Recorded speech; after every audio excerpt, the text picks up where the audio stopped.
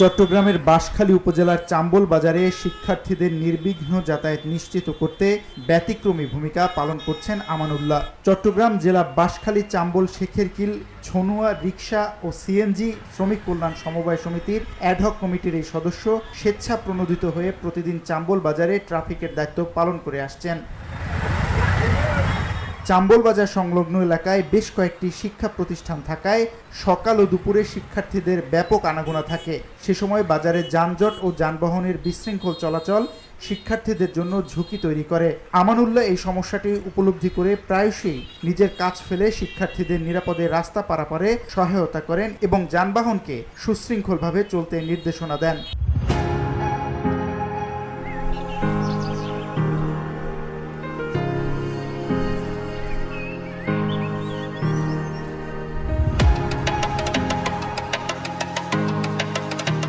তার এই উদ্যোগকে স্থানীয় শিক্ষার্থী, অভিভাবক এবং শিক্ষকরা সাধুবাদ জানিয়েছেন। তারা মনে করেন আমানুল্লাহর মতো ব্যক্তিরা সমাজের জন্য অনুপ্রেরণা। তার এই কাজ নিঃসন্দেহে এলাকায় ট্রাফিক ব্যবস্থাপনায় ইতিবাচক প্রভাব ফেলেছে এবং শিক্ষার্থীদের নিরাপত্তা নিশ্চিত করেছে।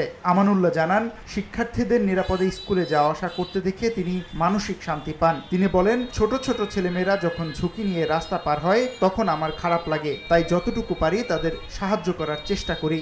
চাম্বল বাজারে আমানুল্লাহর এই ভূমিকা স্থানীয় জনগণের মধ্যে সচেতনতা বাড়াতেও সাহায্য করেছে। তার এই কাজ প্রমাণ করে যে ছোট ছোট উদ্যোগে সমাজে বড় পরিবর্তন আনতে পারে।